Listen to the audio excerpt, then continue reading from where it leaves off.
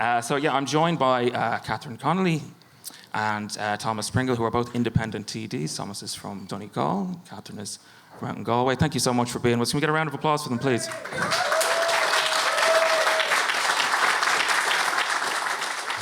I'd like to read something, parenthetically, if that's okay, to both of you before I ask the first question. These are a number of headlines that I found last week while researching for this. So this is from the Irish Times in June of 1951. The future of the government is in the hands of 6 independents. This is from the Irish Independent of that same year. Independents hold the key to power. Irish Times, June 1981. Independents and others to hold balance in the Dáil. Irish Times the following year. Government falls as independents revolt against budget measures.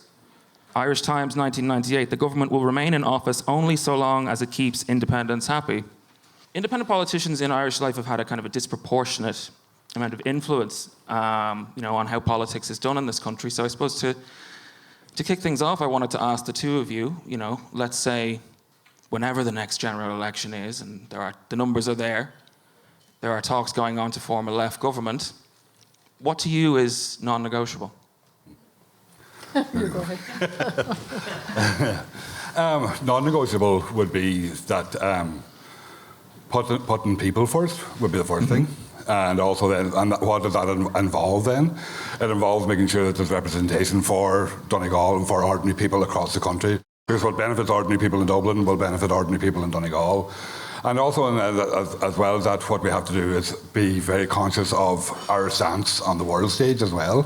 And that would be in terms of supporting Palestine, doing away with Shannon as a stopover for the Americans and stuff like that there, because that's very important. And to get back to what Claire was saying earlier on as well, is about using Ireland's position and our history in a positive way within the European Union and to actually make a difference. And I think that would be very important.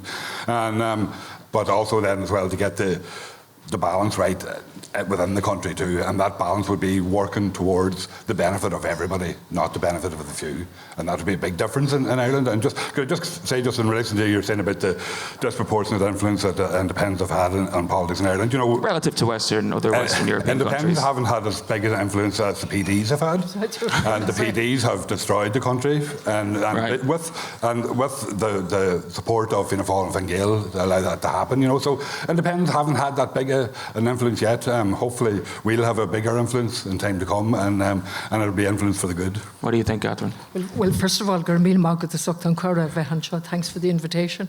And I just want to say well done to the ditch, at the risk of getting even harder questions if I start by praising you. But you deserve that praise. Thank you. Just to echo what Thomas is saying here, I don't think independents have had that disproportionate effect on Irish society. And certainly I would agree with him totally that the Progressive Democrats were anything but progressive, and they encapsulated the neoliberalism at its core. So just let me say that. There are independents and independents, and I believe the last Dáil actually was the better Dáil. It had a range of independent voices. Unfortunately, Deputy Claire Daly decided to leave us, and in retrospect she was absolutely right, because we need her voice and the voice of Mick Wallace in Europe. However, Maureen O'Sullivan is gone as well, and so that range of independent voices, and Thomas was there and I was there on the last occasion, 3 are gone at least, and more. So I always said that was the better Dáil. The independents that are there now are a mixed bunch, and certainly they're part of the divisive situation that has occurred. Maybe we'll come back to that. What is non-negotiable for me? I'm never comfortable with the terms left and right. Let me just say that, to the displeasure of many. I think in simpler terms of what's right and wrong. And public housing on public land is absolutely non-negotiable for me. The hypocrisy in relation to public housing disgusts me, actually. So public housing on public land, public health, absolutely non-negotiable. Public transport as an integral part of our actions to deal with climate change. And of course, no troops through Shannon. Our neutrality is absolutely non-negotiable. There are others. I wish the left would come together on the non-negotiable aspects we've tried in the last government, myself and Thomas. Sinn Féin weren't actually queuing up to talk to us. They went through the procedure of talking to us, but we never got to the point of, not everybody will agree on everything, but for me there are somewhere between 5 and 10 non-negotiable positions. If Fianna Fáil in its wisdom was to agree to that, well, there you are, they haven't a hope in hell. But I'm not sure if the parties on the left are ready to do that either. Well, there are other left-wing people in the Dáil historically. In 2004, I believe it was, Bertie Ahern famously described himself as the last true socialist. How right he was. You all laugh, but Charlie McCreevy agreed with him, so... Okay. So I suppose what I'd like to know is, in the context of kind of Irish politics as things stand, how amenable has the political establishment been to, any sort of progressive things that you've put forward, Yeah.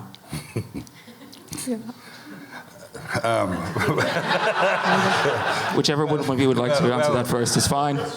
And the current Dáil, they're not a bit amenable. Or even just since you've both been TDs, it's fine. Well, I mean, I actually, the last Dáil was useful in terms of, in the last Dáil, I got the fossil fuel divestment bill passed in the Dáil, where all on your own. All on my own. It was nobody else. and that was important, but that was because we had a minority government.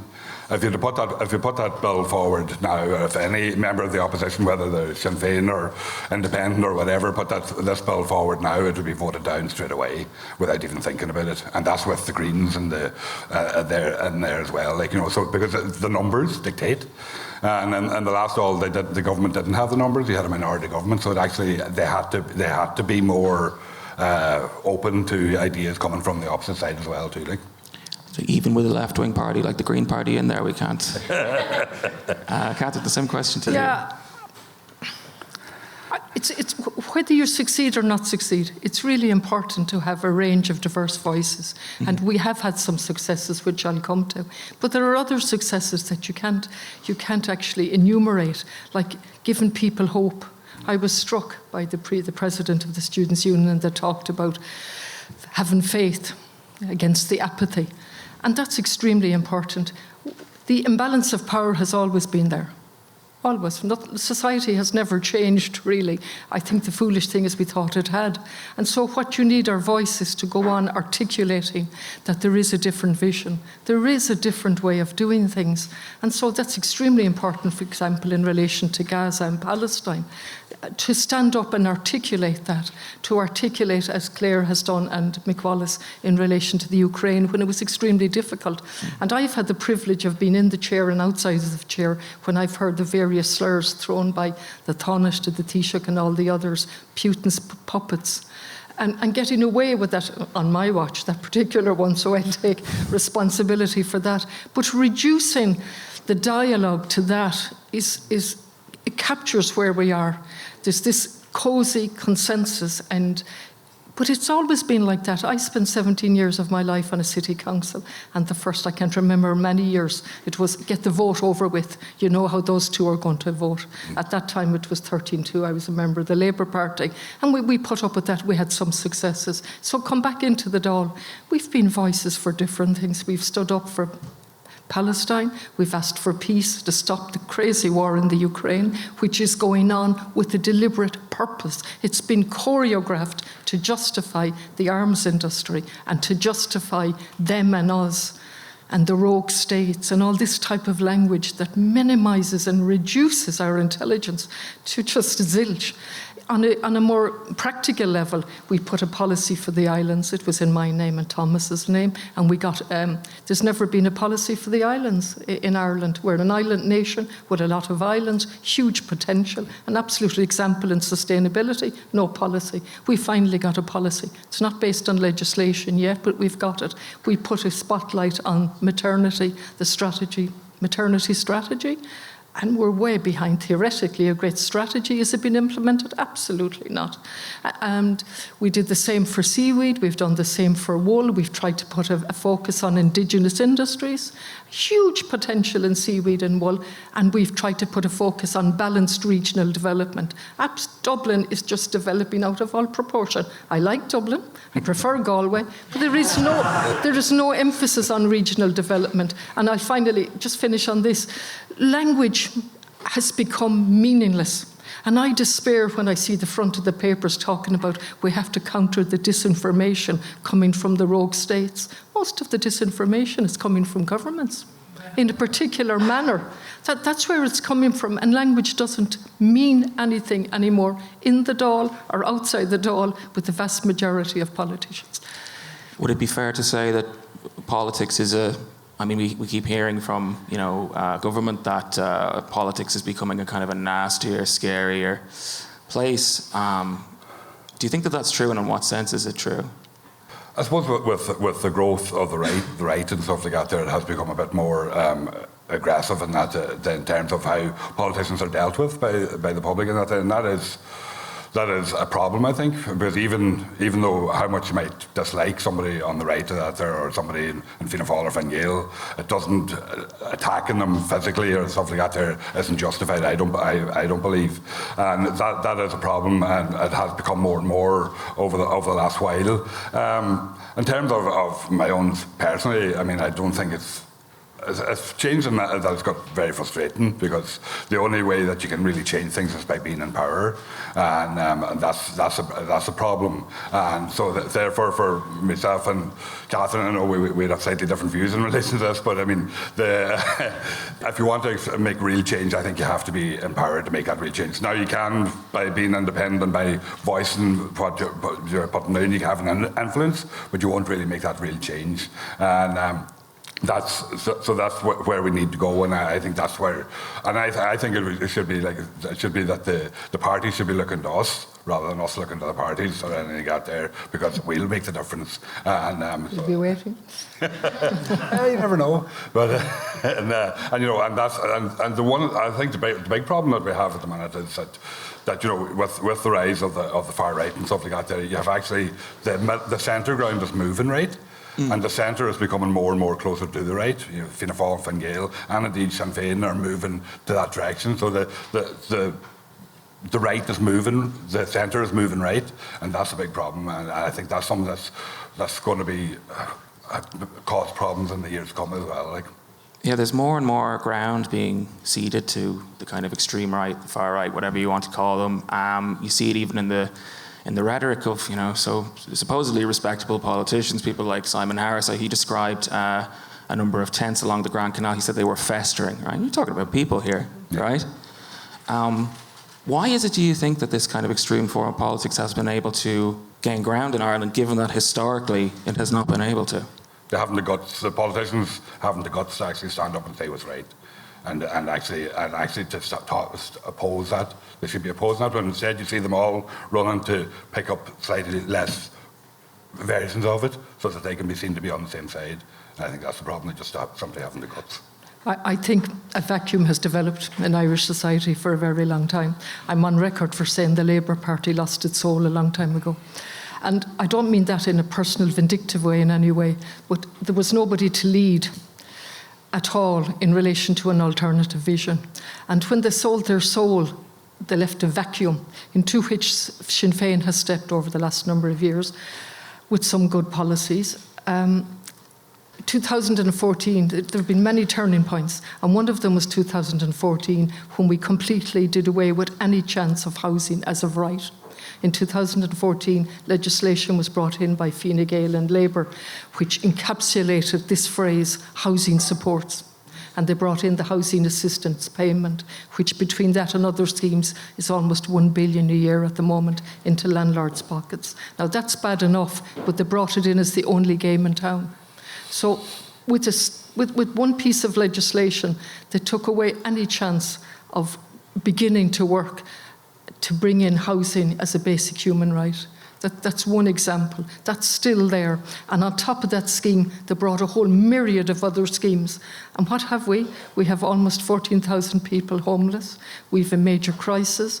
And then into that, although we're spending, I think, courtesy of Cliff Taylor in the Irish Times, 8.3 billion per year on housing, 8.3 billion per year on housing, and we have a major housing crisis.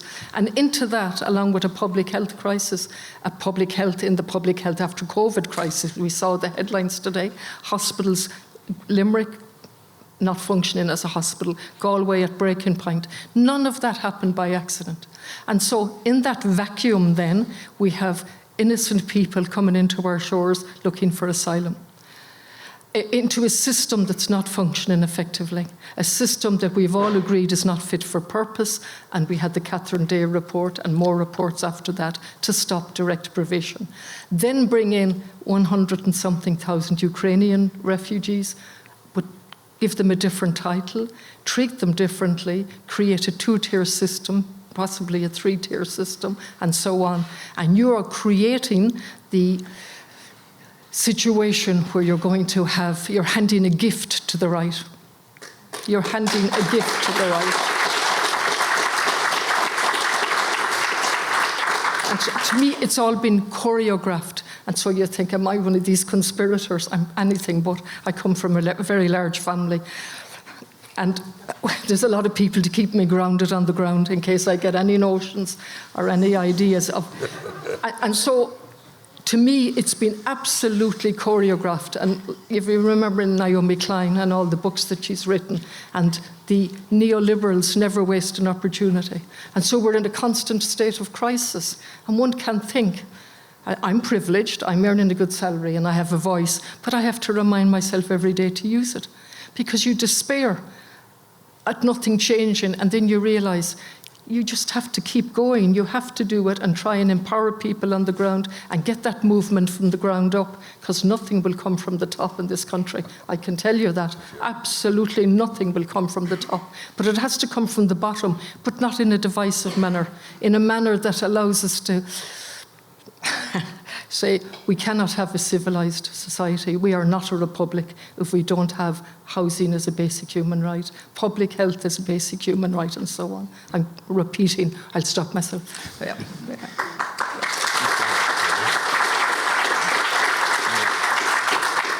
Now, on the Labour Party, who we did invite, they're not here.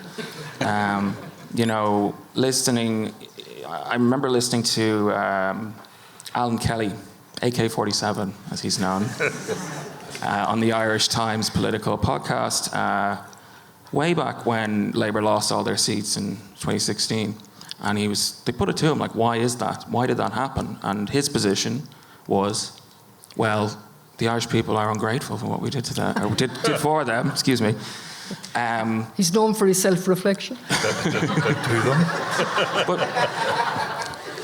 Thomas, you mentioned that, you can't get anything done if you're in power. So, is there any, the Labour Party aren't here to defend themselves. I suppose I'll, So what? they would say, well, it could have been way worse. What do you think of that kind of political thinking, particularly from a party that, says it's of the left? It actually couldn't have been way worse, because the Labour Party actually allowed Fine Gael to do what they did during the bailout and everything like that, because the Labour Party quietened the unions and kept the unions happy and kept the Fine Gael to go do what they did. So I think it would have been totally different if the Labour Party had the courage to stay out and actually fight on that basis. But how things can change, I think that what they call the permanent government, politicians always talk about the permanent government are a block to doing anything, and the EU as well is another block to doing anything. But the permanent government will go along with whatever the political system says, and particularly I think if the legal view of the political system is that this is legal and this can be done, and that's why it's very important, and that's why I think that in government negotiations the key position would be Attorney General.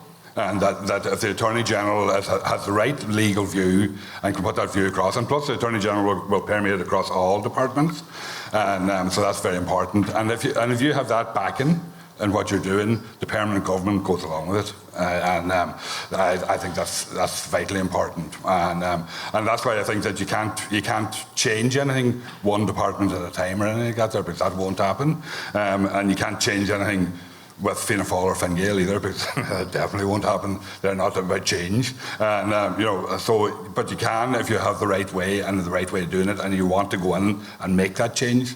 And I think you can force it to happen, and I think that's the value of what I think a proper left coalition after the next government, after the next election, could deliver, if it's done right. And it can't be about just satisfying, saying we'll sort out housing and everything will be grand, or we'll sort out this and everything will be fine. That's not going to be what it's about. We have to sort out housing, we have to sort out health, we have to sort out transport, we have to do it all, and we have to make sure that it's put in place that that's all going to happen, and work to make that happen.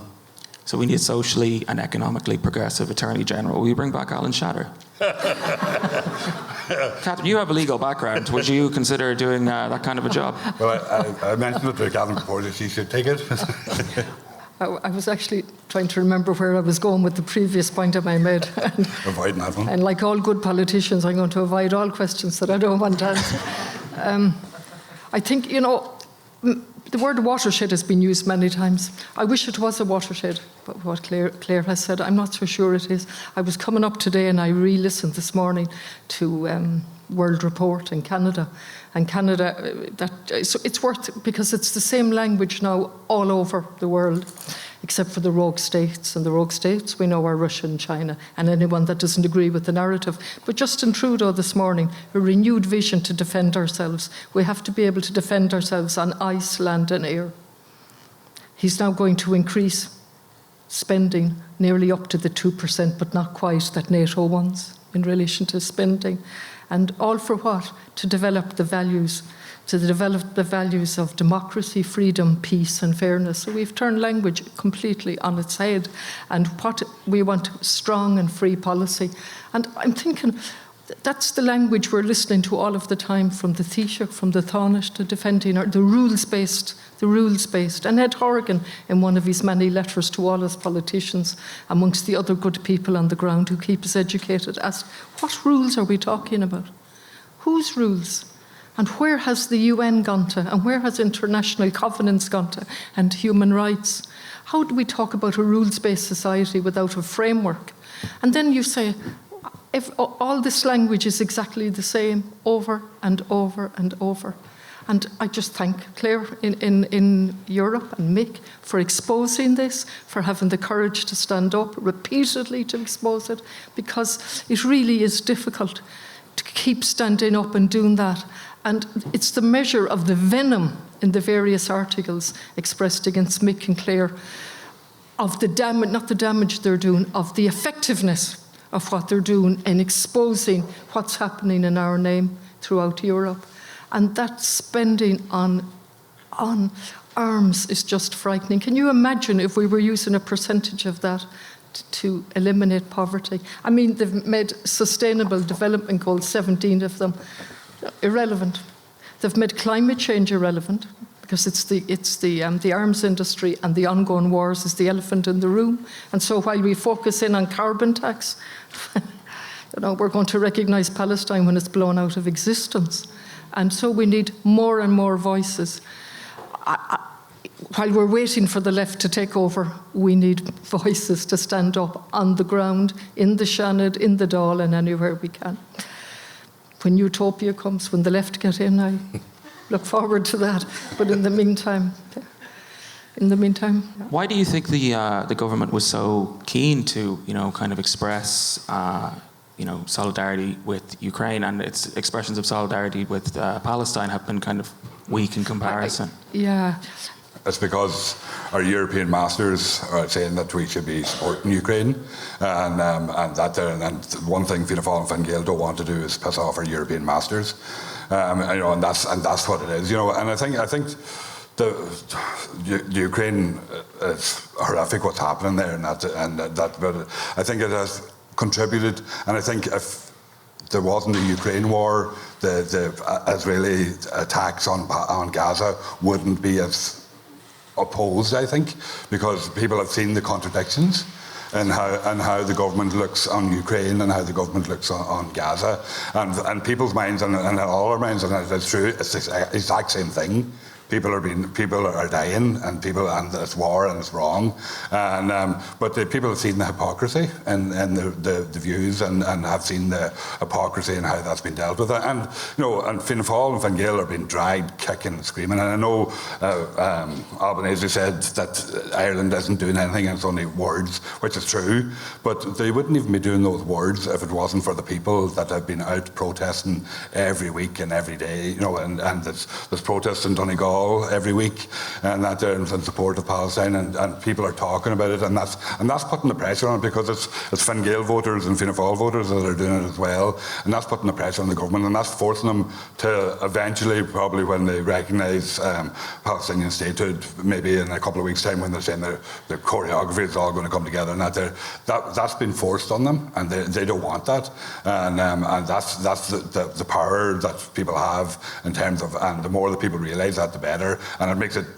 easier then in the Dáil as well to push them when that power is outside as well too. I agree with that. I think the protests on the ground, often people, and I know more myself as well, feel powerless, but the protests on the ground have made a huge difference. Not to the people that have died, unfortunately, but it has made a huge difference in keeping the pressure on, because the narrative has changed slightly from our leaders in relation to what's right. Just yesterday I was at a protest in Galway. The night before I was at a packed concert, the alternative to the Eurovision, in Leisureland in Galway. And it was the most amazing array of performers, lots of them from Palestine, through Lebanon, and so on. So it's one thing that has given me hope, although it's hard not to despair with the amount of deaths. And as we speak today, the slaughter is ongoing. I'm afraid it would have been worse. And it will get worse without ongoing protests. And you have made a difference. I would agree with Thomas. There has been a coordinated campaign, particularly I think since the Russian invasion of Ukraine, to kind of degrade Irish neutrality. And we've seen the government do things like sign us up for permanent structured cooperation, for the NATO-ship Partnership for Peace, which is we talk about language not having any meaning. And in the media too, you get people saying, like, we need to grow up, is what we hear a lot, I'm a political correspondent and I go to Brussels. Everyone's going to laugh at me unless we have 10 fighter jets, so we need to buy them, right? So I suppose, what can a left government do to protect neutrality, in terms of actual policies, and sort of undo the damage that's been done already? I had the distinction, Bridget Laffin, I think, taught me to grow up lately, because I dare to say we might need an army. We do need defence forces. The hint is in the word defence. We don't need an army, and we certainly do not need a European army. And if we go back, there's been a concerted effort to do away with our neutrality. And it's the one thing that Irish people hold dear. It even came out in the consultative forum, despite the Dame's best efforts to make sure it didn't come out, Dame Richardson. Is that her right name? I think so, yeah. Yeah, maybe she has a higher name. Yeah. That's her. That's her, yeah. And they've done it, they've been very clever, really, in the way they've done it incrementally. So we'll take Nice. We had to vote twice, and they put in the declaration. Then Lisbon, the exact same. Now, I canvassed against Lisbon primarily because I foresaw what was happening on the streets of Galway. And I remember standing by somebody with a Yes T-shirt on, who'll remain nameless, a developer.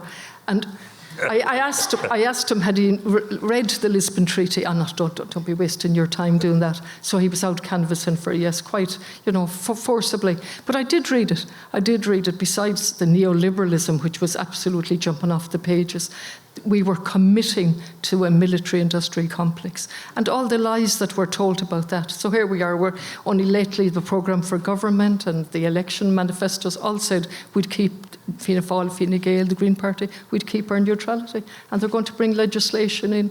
We had the first part of it last week as a trinity of legislation. So the second piece, I think, is going to get rid of the triple lock. And you know what's funny, actually?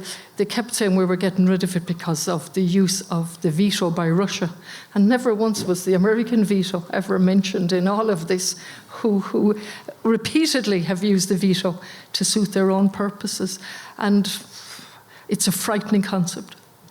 To me, it's a frightening thing that's going to happen unless we wake up and move from the ground up to say, don't do this. And to stand proudly as an independent, sovereign state, a republic with republican values in the best sense of the word. And our strength will never be with an army. Our strength is to show a different way. And peace will only come by working at peace, not by military, building up the military-industrial complex. I've lost the ability to understand the money. We're up in trillions worldwide in relation to what's been spent. I've lost the ability even to retain it, to hold on to it, and we're going to do the same thing. We're going to commit to 2% of our GDP, which we know you can't rely on the GDP in any sense as being an accurate indicator of what's happening and so on. I could go on forever about it. I won't.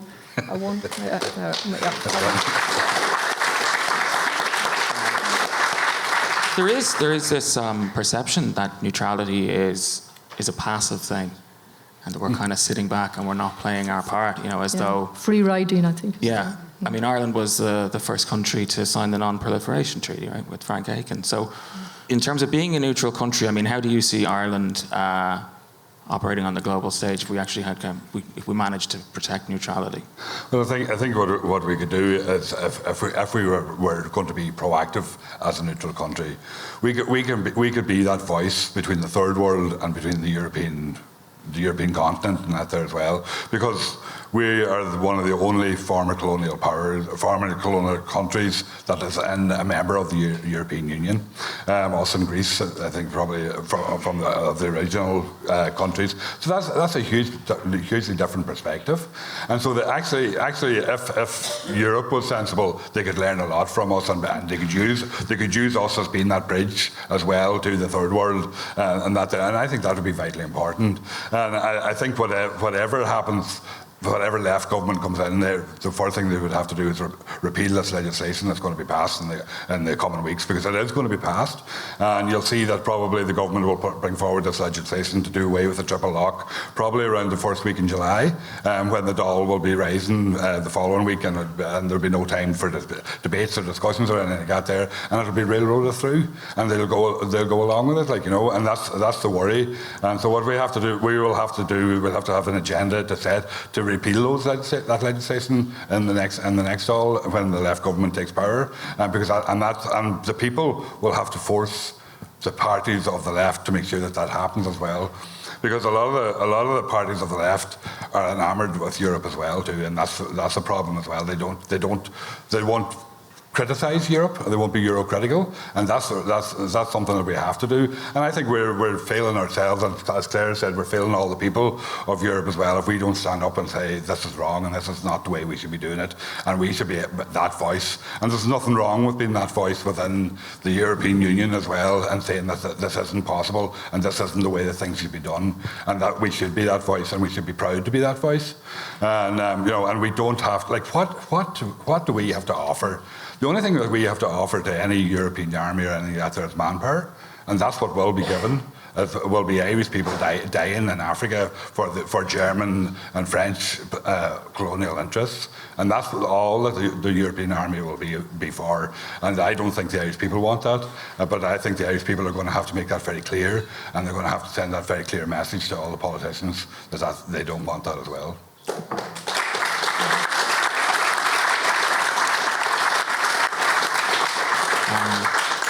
Maybe something like a referendum on neutrality might be... we were promised a citizens' assembly on it. That went by the board as well. We're out of time, unfortunately, for this talk. I want to thank both of my guests for sitting here and speaking with me. It's been great. Please get a round of applause for Thomas and Catherine. Thank you so much.